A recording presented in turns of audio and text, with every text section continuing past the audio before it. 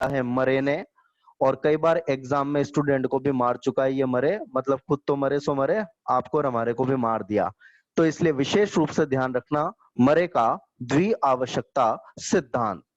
इसके अलावा मनोविश्लेषण सिद्धांत है जो देन है सिगमंड फ्राइड की।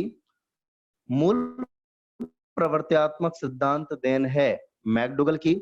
उद्दीपन अनुक्रिया सिद्धांत अभिप्रेरणा से जुड़ा हुआ है, ये दिया था थॉर्नडाइक के साथ साथ वॉटसन ने।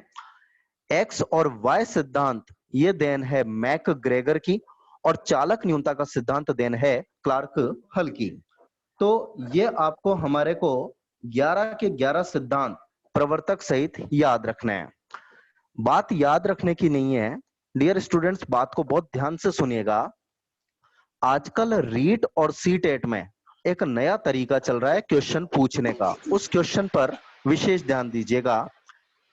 एक जमाना था जब एक तीर से 2 निशान मारे जाते थे, आजकल एग्जामिनर एक तीर से 4 निशान मारता है। समझना मेरी बात को, एग्जामिनर इनमें से कोई से भी 4 सिद्धांत उठाएगा और उसके सामने 4 प्रवर्तक लिख देगा, और फिर आपसे कहेगा कि आप इन सिद्धांतों को इनके प्रवर्तक से सुमेलित कीजिए। तो सुमेलित कीजिए, तो सुमेलित वाले से मतलब यह है कि आपको हमारे को सिद्धांत में सुमेलित करना पड़ेगा। तो सुमेलित करने वाली चीज के लिए आपको जरूरी है कि चारों सिद्धांत और चारों प्रवर्तक आपको अच्छे से याद हों। तो इसलिए हमारी जरूरत है कि हमारे को सारे सिद्धांत और सारे प्रवर्तक याद हैं। देखिए सबसे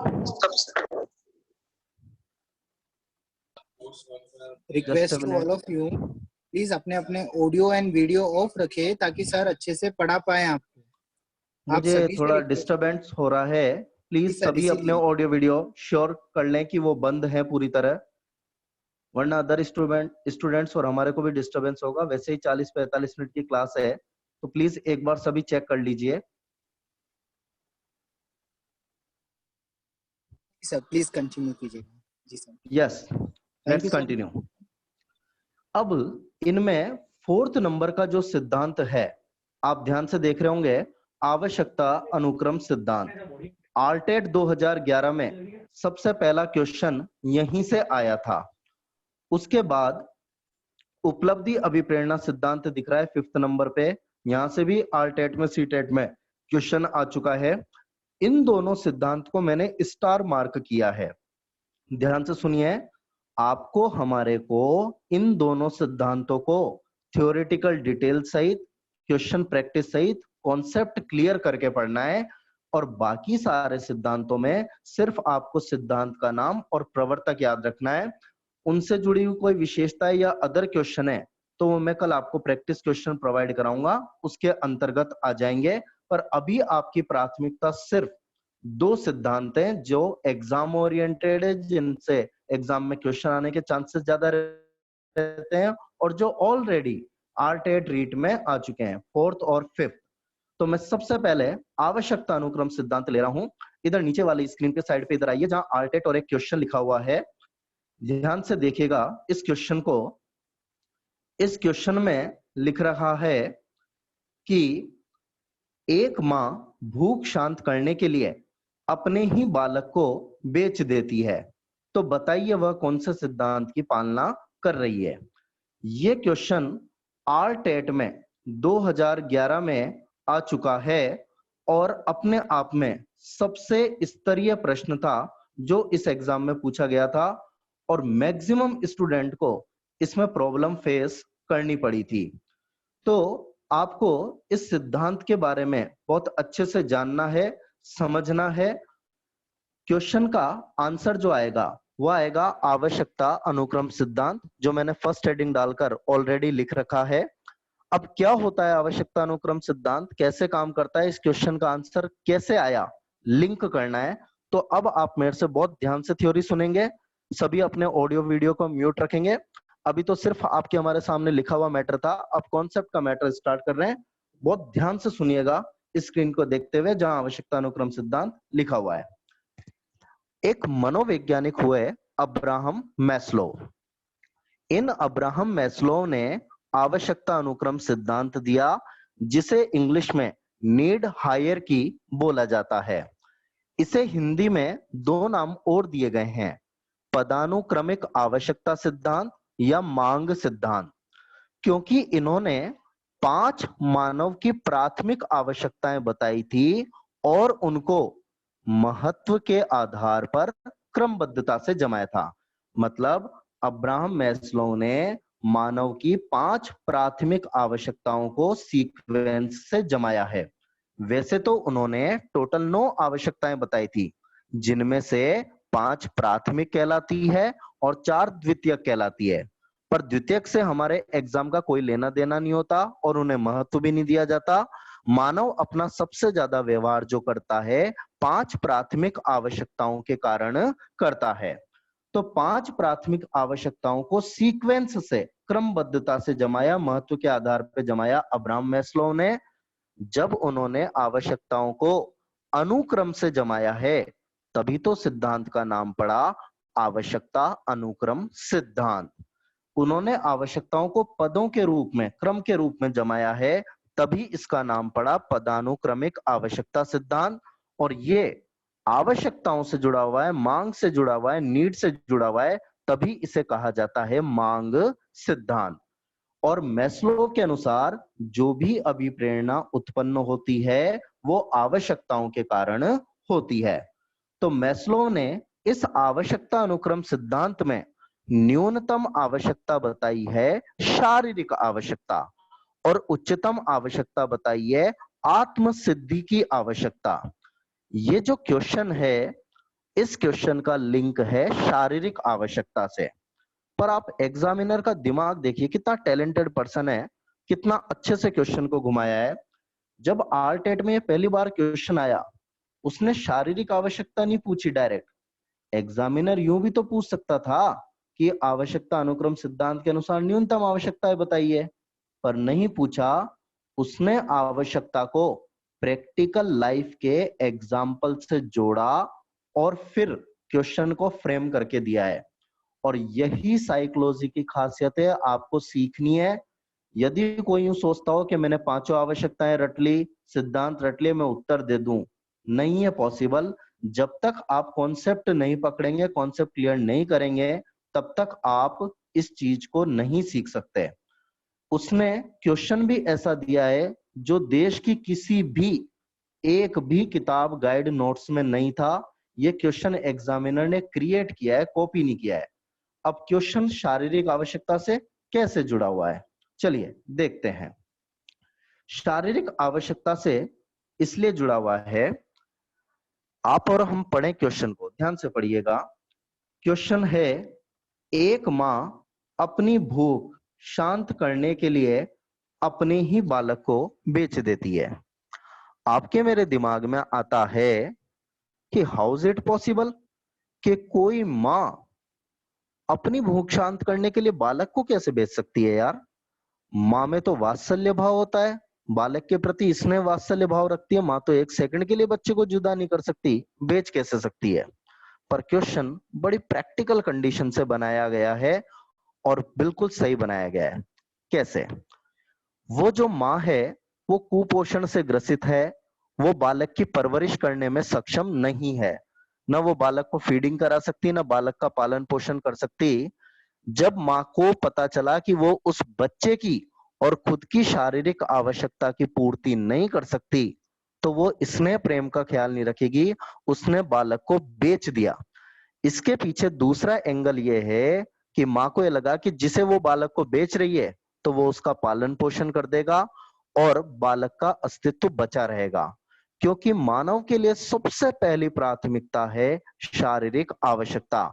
यदि शारीरिक आवश्यकता की ही पूर्ति नहीं हुई तो हम सुरक्षा, सम्मान, स्नेह, सामाजिक आवश्यकताओं का कोई लेना देना नहीं है। क्योंकि मैस्लोव के अनुसार सबसे पहली आवश्यकता ही शारीरिक आवश्यकता है। तो शारीरिक आवश्यकता के लिए ये सबसे ज्यादा जरूरी है कि आप जब तक शारीरिक आवश्यकता की पूर्ति नहीं करेंगे, तब तक आप बालक को किसी भी और चीज के लिए सक्रिय नहीं कर सकते। और समझिए, मैं एक बिल्कुल प्रैक्टिकल डायलॉग पे आता हूं। आपने कब सबने सुना होगा, यार रोजी रोटी का सवाल है, पापी पेट का सवाल है। अरे रोटी के लिए सब कुछ करना पड़ता है। मूवीज में भी आता है, रोटी कपड़ा मकान। तो सबसे पहला शब्द यहाँ आ रहा है रोटी, यानी व्यक्ति के लिए सबसे पहली जरूरत क्या है, रोटी की है। फॉर एग्जाम्पल, कई बार आप और हम सोशल मीडिया पे देखते हैं, न्यूज़पेपर में देखते हैं, न्यूज में आता है कि भोजन न मिलने के कारण या पानी न मिलने के कारण उस व्यक्ति ने क्राइम किया, बल्कि मर्डर तक भी होते हैं। और ऐसा सोसाइटी में होता है, कोई बड़ी बात नहीं है। आप बहुत सारे केसेस हो चुके हैं और आप देख सकते हैं। अब आपके मेरे दिमाग में आता है कि how is it possible sir कि कोई व्यक्ति खाने के खातिर किसी का मर्डर कर सकता है क्या? हाँ, कर सकता है। आपको मेरे को ये आश्चर्यजनक इसलिए लग रहा है क्योंकि आपको मेरे को तो खाना मिल रहा है, पर जिस व्यक्ति की भूख शांत नहीं हुई, उसे खाना बहुत दिनों से नहीं मिला, तो वो क्राइम की नैतिकता की चिंता नहीं करेगा। वो सबसे पहले अपने अस्तित्व की रक्षा करेगा। और वो किसी भी हद तक जा सकता है, किसी भी हद तक जा सकता है, क्योंकि व्यक्ति की सबसे पहली आवश्यकता शारीरिक आवश्यकता है। भूख है, प्यास है, काम है, थकान है, ये सब मानव की आवश्यकता से जुड़े हुए हैं। और इसीलिए आपको ये ध्यान रखना है कि पहली और सिर्फ पहली प्राथमिकता कौन सी आवश्यकता, शारीरिक आवश्यकता। और समझिए, एग्जामिनर क्वेश्चन को कैसे भी फ्रेम कर सकता है। महाराष्ट्र में एक जिला है लातूर, महाराष्ट्र टेट में भी आया हुआ क्वेश्चन है। प्रैक्टिकल कंडीशन से क्वेश्चन बनाता है एग्जामिनर, और यही साइकोलॉजी की खासियत है कि आपके आसपास के जीवन से, उदाहरण से भी क्वेश्चन बन सकते हैं। तो प्रैक्टिकल क्वेश्चन बना सकता है। महाराष्ट्र में लातूर जिला है जब पानी की बड़ी कमी रहती है। गर्मी में पुलिस कस्टडी में टैंकर से सप्लाई की जाती है, और जब वहां पानी की सप्लाई की जाती है, इस दौरान वहां इतना क्राइम होता है, इतना लोग लड़ाई झगड़े से लेके मारपीट से लेके मर्डर तक का अटेम्प्ट कर लेते हैं, और मर्डर तक भी हो जाते हैं। आप कहोगे सर पानी के लिए पॉसिबल है? हाँ पॉसिबल है। उस व्यक्ति को यदि पानी नहीं मिला तो वो मृत्यु के काल में समा जाएगा। तो इसलिए वो वहां पर नैतिकता, सम्मान, पुलिस, कानून नहीं देखेगा। वो सबसे पहले अपनी आवश्यकता, शारीरिक आवश्यकता की पूर्ति करेगा। तो इसीलिए सभी ने कहा है कि सबसे पहली यदि कोई आवश्यकता है तो वो सिर्फ और सिर्फ कौन सी आवश्यकता, शारीरिक आवश्यकता। और मैस्लोव के सिद्धांत में ध्यान रखना, यदि न्यूनतम आवश्यकता आपसे पूछी जाए या सबसे पहली प्राथमिक आवश्यकता पूछी जाए, तो आपको हमेशा सिर्फ और सिर्फ शारीरिक आवश्यकता बतानी है। और यदि आपसे पूछा जाए कि उच्चतम आवश्यकता बताओ, तो उच्चतम आवश्यकता है आत्म सिद्धि की आवश्यकता। इसे बोलते हैं सेल्फ एक्चुअलाइजेशन, इसी को बोलते हैं आत्म यथार्थ की आवश्यकता, इसी को बोलते हैं आत्म वास्तविकरण की आवश्यकता। पर इंग्लिश में हमेशा एक ही वर्ड आएगा, और वो वर्ड आएगा सेल्फ एक्चुअलाइजेशन। तो न्यूनतम फर्स्ट नंबर पे हो गई शारीरिक आवश्यकता, और फिफ्थ नंबर पे उच्चतम हो गई कौन सी, आत्म सिद्धि की आवश्यकता। अब ये जो दोनों आवश्यकताएं हैं, इन दोनों आवश्यकताओं पर जब हम बात करते हैं, तो मैस्लो ने आवश्यकताओं को जमाते हुए एक पिरामिड बनाया था, जिसे अब्राहम मैस्लो का आवश्यकता अनुक्रम पिरामिड कहते हैं। मैं अब आपको उस पिरामिड की तरफ ले जा रहा हूं। आप ध्यान से उस पिरामिड को देखेंगे, जिसमें 5 आवश्यकताएं हैं, और हर आवश्यकता से बहुत सारे तरीके के प्रश्न बनते हैं। प्लीज इस टॉपिक पर सबसे ज्यादा ध्यान देना। जितने भी कंटेस्टेंट यहाँ पर जुड़े हुए हैं, स्टूडेंट जुड़े हुए हैं, मोस्ट इंपॉर्टेंट सिद्धांत है, और मैं आपको और अच्छे से बार बार रिवाइज करके, रिकॉल करके इस सिद्धांत को क्लियर करूंगा। मैं नेक्स्ट स्क्रीन शेयर करता हूं आपके पास, और आप और हम इसी स्क्रीन से इस मैटर को अभी देखते हैं। ये लीजिए, अब आपके सामने है ये मैस्लोव का आवश्यकता अनुक्रम पिरामिड। ये पिरामिड आपको दिख रहा है, ये मैस्लोव का आवश्यकता अनुक्रम पिरामिड है। बहुत ध्यान से सुनना, समझना। इतने सारे तरह के क्वेश्चन बनते हैं।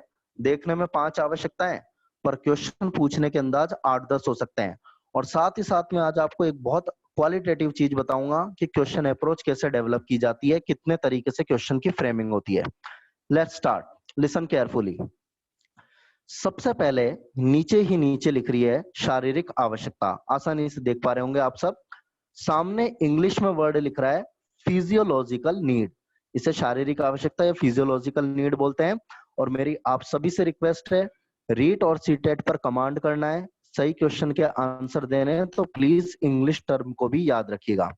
शारीरिक आवश्यकता के सामने लिख रहा है मिनिमम, न्यूनतम, क्योंकि ये सबसे पहली आवश्यकता है। फिर सेकंड नंबर पे है सुरक्षा की आवश्यकता, सामने लिख रहा है सेफ्टी नीड्स। थर्ड नंबर पर है सामाजिक आवश्यकता, इसको मुख्य रूप से बोला जाता है स्नेह और प्रेम की आवश्यकता, लव एंड बिलोंगिंगनेस।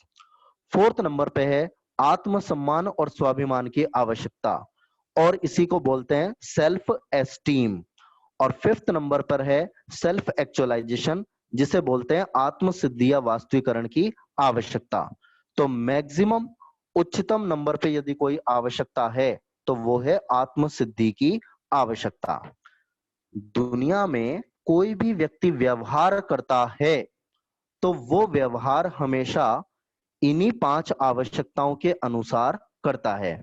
यानी व्यक्ति पहले अपनी शारीरिक आवश्यकता की पूर्ति करेगा और दूसरे नंबर पर व्यक्ति पूर्ति जो करेगा वो करेगा हमेशा सुरक्षा की, फिर सामाजिक आवश्यकता की, फिर आत्मसम्मान की और फिर आत्मसिद्धि की।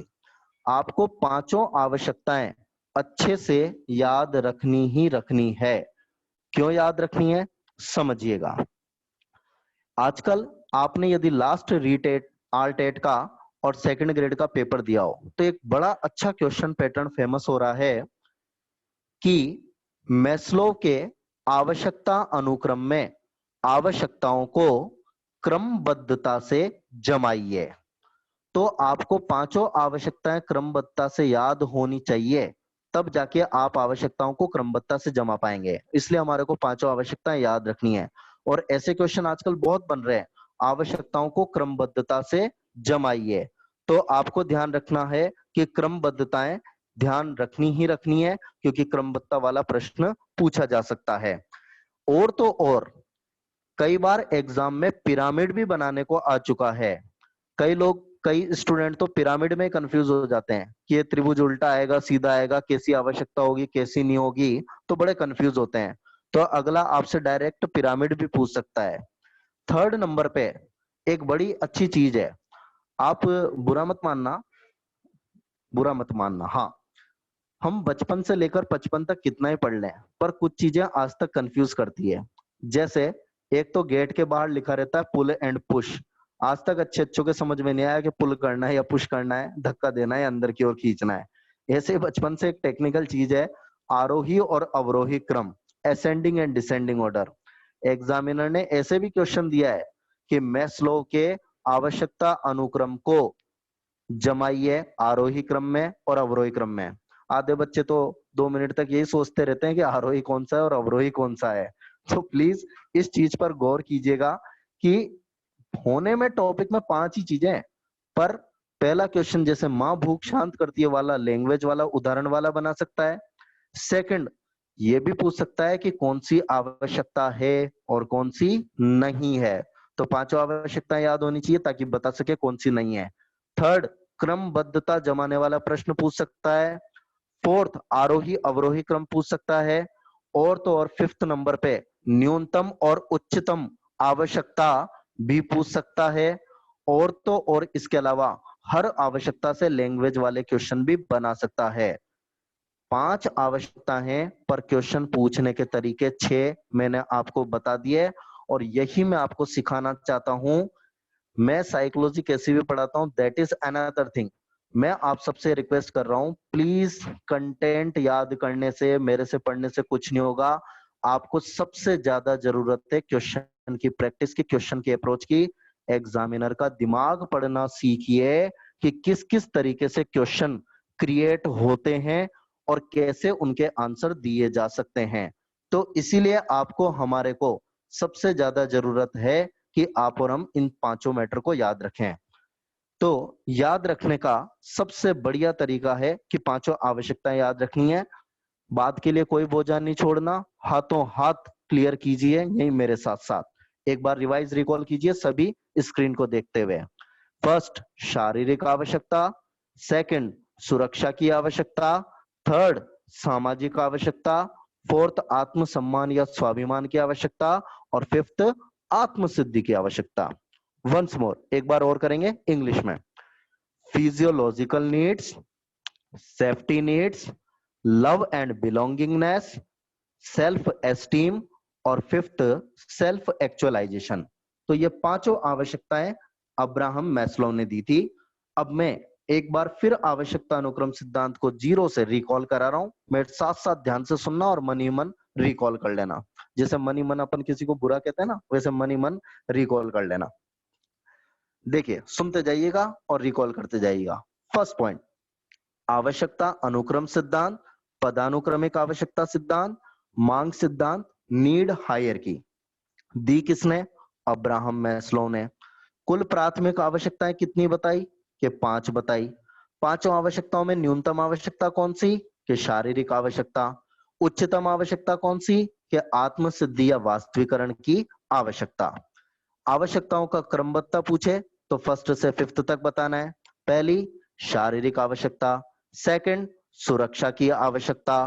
थर्ड, सामाजिक आवश्यकता या स्नेह प्रेम की आवश्यकता। फोर्थ, आत्मसम्मान की आवश्यकता। और फिफ्थ, आत्मसिद्धि की आवश्यकता।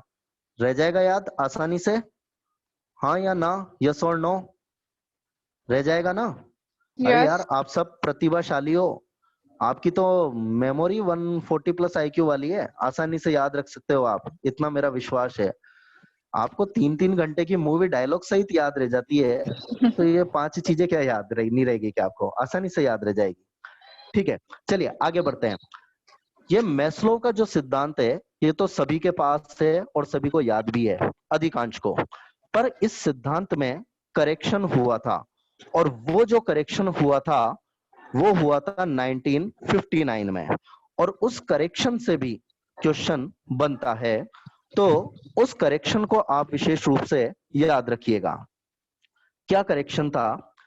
मैस्लो ने ये जो आवश्यकता अनुक्रम सिद्धांत था, इसमें 3 नए तत्व जोड़े थे, और मैं ये तीनों तत्वों की तरफ आपको लेकर आ रहा हूं। यही मैंने आज क्वेश्चन ऑफ द डे दिया है कि इस सिद्धांत में आपको मैंने कहा कि 3 तत्व ढूंढने हैं। अब 4 ऑप्शन लिखे हुए हैं, और मजे की बात है कि चारों ही लगभग एक जैसे हैं। और मैंने आपसे कल भी कहा था, आज भी कह रहा हूं, आजकल एग्जामिनर ऐसे ही क्वेश्चन दे रहा है कि सिमिलर ऑप्शन लगते हैं। और बेचारा जो नया स्टूडेंट और नई साइकोलॉजी पढ़ रहा हो, पहली बार पढ़ रहा हो, उसके लिए तो बड़ी समस्या हो जाती है कि ऐसे ऑप्शन में राइट कैसे लगाए। बड़ी टिपिकल कंडीशन होती है, ये बड़ी समस्या करती है। ये वैसी सिचुएशन होती है जैसे कोई आदमी पहली बार रेस्टोरेंट जाए और वेटर को कहे कि यार पनीर ले आओ। वो कहे कौन सा पनीर? पनीर टिक्का मसाला, हांडी पनीर, कढ़ाई पनीर, या पनीर लबाबदार। अब बेचारा 4 पनीर में कंफ्यूज हो जाता है कि लगते तो सारे पनीर ही हैं, पर खाऊं तो क्या खाऊं। तो सेम कंडीशन वैसी है, चारों ऑप्शन सिमिलर हैं। ध्यान से देखना, बिल्कुल रिलैक्स होकर पढ़ना है, बिल्कुल तनाव रहित होकर पढ़ना है। तो मैस्लो ने 3 तत्व जोड़े थे। यदि आपकी किसी की नॉलेज में हो तो प्लीज मुझे आंसर दीजिए कि ए बी सी डी में से राइट आंसर क्या आएगा। मैस्लो के अनुसार आवश्यकता अनुक्रम सिद्धांत में 1959 में संशोधन पश्चात कौन से 3 नए तत्व या 3 नई आवश्यकताएं जोड़ी गई है? आंसर दीजिए, ए बी सी डी में से क्या आएगा answer?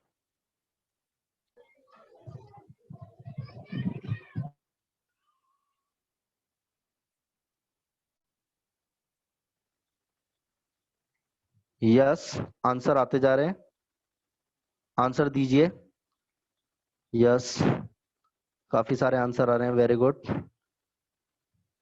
C C C B D A, सभी तरह की प्रतिक्रिया आ रही है। Jyoti Kanwar ji A, Pritesh Joshi C, Rashmi Sharma ma'am D, Krishu C, Prachi A, Rinku Meena A, Shankar C, Kusum Chaudhary B, Padma Nagda A, D B सी।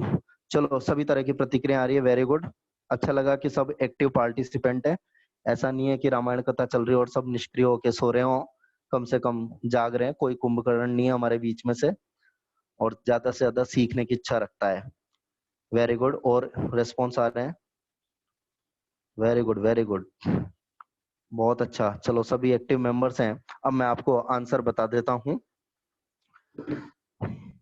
इसका राइट आंसर सी नहीं है। ध्यान से सुनिए, सी नहीं है। इसका राइट आंसर बी भी नहीं है। अब बताओ ए और डी में से क्या आएगा? अब तो दो ऑप्शन छोड़ दिए। अच्छा, रीट में एग्जाम में ऐसे क्वेश्चन आते तो अपन करते क्या है? वही तो करते हैं, अक्कड़ बक्कड़ बम्बे वो 80 90 पूरे 100, जय हनुमान ज्ञान गुण सागर, इसी पे राइट लगा दे। हाँ, यस, वेरी गुड। जिन जिन स्टूडेंट ने आंसर दिया है ए, वो एब्सोल्युटली राइट है। भगवान इन सबका भला करे, मगर भले की शुरुआत मुझसे करे। चलिए, राइट आंसर ए आएगा, बिल्कुल एग्जैक्ट आंसर है ए। बाकी को भी निराश होने की जरूरत नहीं है, क्योंकि ऐसी बात नहीं है इनको भी आता हो। हाँ, इनमें से कई के तुक्के भी हो सकते हैं। रीट ने एक ही सबसे बढ़िया काम किया है कि तुक्के भी चल जाते हैं कई बार, भले हमें मैटर पता हो ना पता हो। तो एग्जैक्ट आंसर जो इसका है वो आंसर है ए, और आप सभी को ए आंसर याद रखना है। मतलब आपको हमारे को इन 5 आवश्यकताओं के अलावा ये 3 आवश्यकताएं भी याद रखनी है। इन तीनों आवश्यकताओं की डिटेल नहीं पूछेगा, पर तीनों आवश्यकताओं के नाम याद रखने हैं। उत्तेजना, एकीकरण, आध्यात्मिक। उत्तेजना, एकीकरण, आध्यात्मिक। और सबसे यूनिक टॉप क्वालिटी क्वेश्चन बता रहा हूं मैं आपको। यदि एग्जाम में क्वेश्चन आ गया तो निश्चित रूप से आप जैसे प्रतिभाशाली ही आंसर दे पाएंगे, और बाकी तो सर्फ एक्सेल के दाग की तरह ढूंढते रह जाएंगे। और वो आंसर और क्वेश्चन ये, लिसन केयरफुली। आध्यात्मिक आवश्यकता जो मैस्लोव ने बताई थी, इसको मैस्लोव ने बी मोटिवेशन भी कहा है। बी मोटिवेशन कहा है। ध्यान रखना, आपसे क्वेश्चन पूछा जा सकता है कि बी मोटिवेशन किसे कहते हैं। तो मैस्लो के अनुसार जो आध्यात्मिक आवश्यकता बताई थी, उसी को कहा जाता है बी मोटिवेशन। तो उत्तेजना, एकीकरण, आध्यात्मिक 3 तत्व जोड़े, और आध्यात्मिक आवश्यकता को बी मोटिवेशन भी कहा जाता है। या तो नोट डाउन कर लें या नॉलेज में रखें, पर इसे बी मोटिवेशन भी कहा जाता है। तो आध्यात्मिक आवश्यकता बी मोटिवेशन हो गई, 5 प्राथमिक आवश्यकताएं हो गई, और 3 आवश्यकताएं संशोधन के बाद में जोड़ी गई। साथ ही साथ आगे बढ़े तो ये भी ध्यान रखना कि शारीरिक आवश्यकताओं की जब तक पूर्ति नहीं होगी, तब तक बाकी आवश्यकताएं महत्व नहीं रखती। अभी चैट में मेरे पास एक क्वेश्चन आया कि सर ये आवश्यकताओं में आत्म सिद्धि की आवश्यकता क्या है, इसे थोड़ा सा समझा दीजिए। तो बिल्कुल मैं आपको क्लियर कर देता हूं। बाकी आवश्यकताएं तो नाम से समझ में आ रही है, पर ये थोड़ा अलग वर्ड लगता है, सेल्फ एक्चुअलाइजेशन। समझिए, शारीरिक आवश्यकता में तो भूख प्यास फिजिकल नीड्स आ गई। सुरक्षा की आवश्यकता में आपका कपड़ा मकान भी आ गया, शेयर भी आ गया, निवेश भी आ गया। जिसे हम इंश्योरेंस पॉलिसी लेते हैं तो वो भी सुरक्षा की आवश्यकता में आएगी। परिवार है, समाज है, वहां से हमारे को जो स्नेह प्रेम मिल रहा है, वो भी सामाजिक आवश्यकता है। हमारा सेल्फ रेस्पेक्ट कैसा है, सेल्फ एस्टीम कैसा है, या आत्मसम्मान और स्वाभिमान की आवश्यकता है, जिसे समाज परिवार ही पूरा करते हैं। जो हम बनना चाहते हैं, जो हम होना चाहते हैं, जो हमारे जीवन का लक्ष्य है, उसी को बोला जाता है आत्म सिद्धि या आत्म वास्तविकरण की आवश्यकता। यदि कोई व्यक्ति अपने जीवन का कोई लक्ष्य बनाता है या किसी बहुत बड़े लक्ष्य को निर्धारित करता है, और वो चाहता है कि ये पूछना चाहता है या वहां तक पहुंचना चाहता है, तो उस आवश्यकता को बोलते हैं आत्म सिद्धि की आवश्यकता।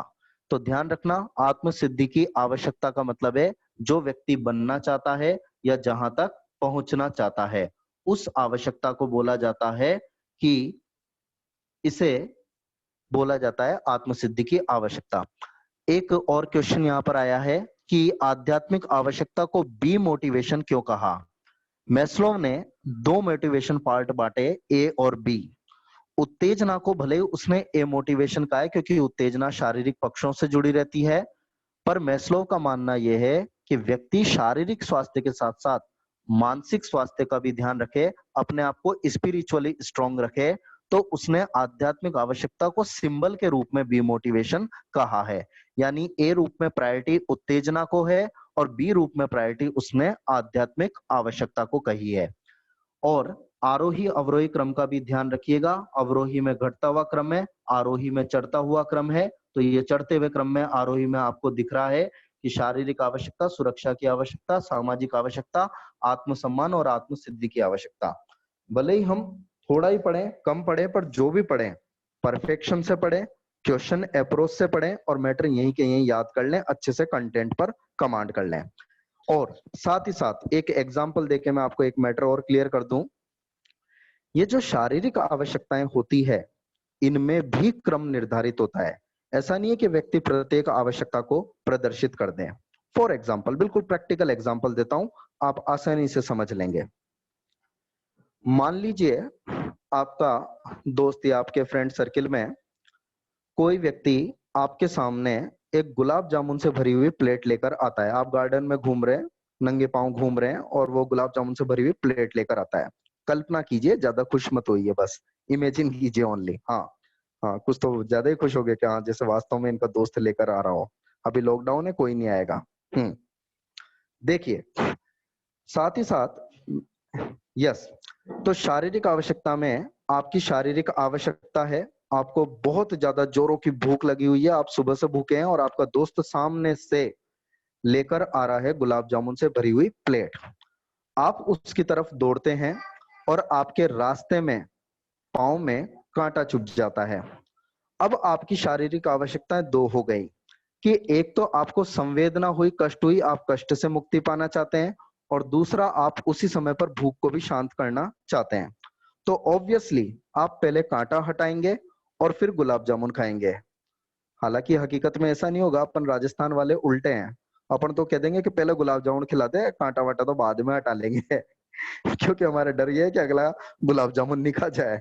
पर एक्चुअली ये तो चलो खैर मजाक की बात है। ऑनेस्टली व्यक्ति पहले अपनी कष्ट की संवेदना को दूर करेगा, बाद में अपनी भूख की संवेदना पर आएगा, भूख की आवश्यकता पर आएगा। तो प्रत्येक व्यक्ति अपनी शारीरिक आवश्यकता का जो व्यवहार है वो भी ऐसे ही दर्शाता है। यानी उसमें भी क्रमबद्धता होती है कि जैसे पानी की जरूरत पहले है, उसके बाद भूख की हमारे को जरूरत है, उसके बाद थकान आराम की जरूरत है। तो ये शारीरिक आवश्यकताएं भी क्रमबद्धता से प्रदर्शित होती है।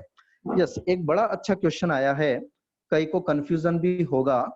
ये क्वेश्चन है रेणु गुप्ता जी का। यस, कि सर ये फिजिकल नीड को, शारीरिक आवश्यकता को न्यूनतम क्यों माना गया है, जबकि ये तो सबसे इंपॉर्टेंट है। तो सारे स्टूडेंट्स ध्यान से सुन ले, पूरी साइकोलॉजी में बार बार ऐसे शब्द आएंगे, न्यूनतम, उच्चतम, और शिक्षण विधियों में भी आएंगे। एक बार मैं क्लियर कर रहा हूं, ध्यान से सुनना। मैम, इन्हें न्यूनतम उच्चतम का मतलब ये नहीं है कि कम या ज्यादा से, जैसे अपन कहे कि यार हमारे को तो न्यूनतम जरूरत है, नहीं। साइकोलॉजी में, शिक्षण विधि में एक चीज रट लेना सभी, जो सबसे पहले नंबर पे आएगा वो हमेशा न्यूनतम होगा, और जो सबसे लास्ट नंबर पे टॉप पे आएगा वो उच्चतम होगा। क्यों होगा? न्यूनतम से मतलब यह है कि जब तक हमारी शारीरिक आवश्यकता की पूर्ति नहीं होगी तब तक हम अपनी सुरक्षा की आवश्यकता की पूर्ति नहीं कर सकते। यानी जब तक हमारे सामने शारीरिक आवश्यकता की पूर्ति नहीं होगी तब तक हम सुरक्षा की नहीं कर सकते, जब तक शारीरिक और सुरक्षा पूरी नहीं होगी तब तक सामाजिक नहीं करते। तो ये स्टेप बाय स्टेप चलती है, सीढ़ियों की तरह है। जब आप सीढ़ी पर पहला कदम रखते हैं तो वो पहला कदम जो आप रखते हैं वो आपके लिए न्यूनतम कदम है, क्योंकि वो आपको दूसरी सीढ़ी पर ले जा रहा है, फिर तीसरी पर ले जा रहा है। तो यहाँ पर साइकोलॉजी में सब जगह ऐसा होगा। आप अधिगम में रॉबर्ट गेने के प्रकार पढ़ेंगे, आप शिक्षण विधि में ब्लूम का वर्गीकरण पढ़ेंगे, संज्ञानात्मक, भावात्मक, क्रियात्मक, तो वहां पर भी ये चीजें आएगी। तो ध्यान रखना, न्यूनतम वो है जो सबसे पहले आ रहा है, क्योंकि पहले पद के बिना दूसरा पद नहीं पाया जा सकता, फिर तीसरा पद नहीं पाया जा सकता, और जब सारे पद पूरे हो जाते हैं तो हमारे को उच्चतम लक्ष्य की प्राप्ति हो जाती है। मतलब किसी बच्चे को आत्म सिद्धि मिल गई तो हम कहेंगे कि यार ये उच्चतम पद हो गया, यानी इसके बाद अब कोई लक्ष्य बाकी नहीं रह गया। तो न्यूनतम शारीरिक और उच्चतम आत्म सिद्धि की आवश्यकता। ओके, तो मैम टॉपिक बाय टॉपिक चलेंगे। नेहा चौहान जी, और एक और रिक्वेस्ट आई है, कल हमने जो बात की थी वो अभिप्रेरणा। एक बार मैं बता दूं, जो कल नए स्टूडेंट जुड़े थे वो चाहे तो मुझे बाद में व्हाट्सएप कर लीजिएगा, मैं कल का मैटर भी उनको सेंड कर दूंगा, जो लिखा हुआ मैटर है। कल हमने बात की थी अभिप्रेरणा का अर्थ क्या होता है, महत्व क्या होता है, उसकी प्रकृति और विशेषताओं की, और कुछ क्वेश्चंस। आज हमने सिर्फ अभिप्रेरणा सिद्धांत की और आवश्यकता अनुक्रम सिद्धांत की बात की है। कल आप और हम उपलब्धि अभिप्रेरणा सिद्धांत और प्रेरक की बात करेंगे।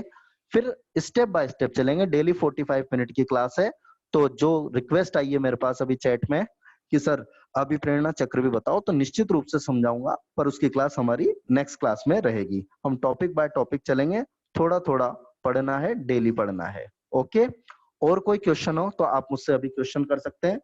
जितनी क्वेरीज थी चैट पे वो तो मैंने क्लियर कर दी। इस टॉपिक में वापस कोई दिक्कत हो, कोई समस्या हो, तो आप मेरे से वो चैट में या मैसेज में बोल सकते हैं। यहां तक क्लियर है सभी को? यदि यहां तक क्लियर है तो एक बार मुझे डन कर दीजिए, यस कर दीजिए।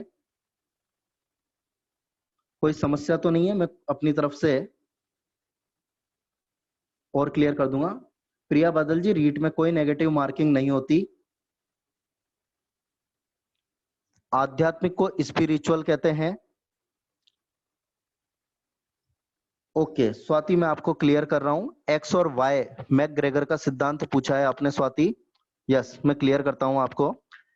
एक्स और वाई जो वाला सिद्धांत है उसमें मैकग्रेगर ने अभिप्रेरणा के दो पक्ष बताए। एक्स जो होता है वो नकारात्मक पक्षों से जुड़ा होता है, और वाई जो जुड़ा होता है वो सकारात्मक पक्षों से जुड़ा हुआ होता है। तो बस सकारात्मक नकारात्मक प्रवृत्ति के लिए मैकग्रेगर ने जोड़े हैं एक्स और वाई। ओके, यदि किसी की 5 आवश्यकताएं पूरी हो जाती है कोमल शर्मा जी, तो निश्चित रूप से वो मोटिवेट होगा, वो मोटिवेशन लेवल पर रहेगा। और यदि उसकी कोई भी आवश्यकता की पूर्ति नहीं होती है तो फिर उसको डिमोटिवेशन होगा। ओके, अब ये मैं 45 मिनट की क्लास क्लोज करने जा रहा हूं यहां पर। थैंक्स, आप सभी ने ध्यान से सुना और ध्यान से समझा, उसी के लिए। और कल आप और हम नए टॉपिक पे बात करेंगे, बड़ा इंटरेस्टिंग टॉपिक आएगा, उपलब्धि अभिप्रेरणा। और यदि किसी को इस टॉपिक से रिलेटेड डाउट है या कोई समस्या है तो भी आप मेरे व्हाट्सएप नंबर पे या मेरे को कॉल करके भी पूछ सकते हैं, मैं पूरा कोऑपरेट करूंगा। अभी वर्कलोड काफी कम है, बस घर का झाड़ू पोछा बर्तन मांजना खाना बनाना वगैरह रहता है, क्योंकि मैं पत्नी प्रताड़ित पति पीयूष हूँ। 4 पी लगते हैं मेरे आगे, पत्नी प्रताड़ित पति पीयूष। तो इसके अलावा कोई वर्कलोड नहीं है, आप आराम से क्वेश्चन पूछ सकते हैं। ऐसे ही जुड़े रहिए, आराम से अध्ययन करते रहिए, और जितना मैटर आपके पास है उसे बस रिवाइज या रिकॉल करते रहिए। किसी को स्क्रीन के थ्रू ये दोनों पेज नहीं मिले हो तो व्हाट्सएप कर देना, मैं आपको प्रोवाइड करवा दूंगा।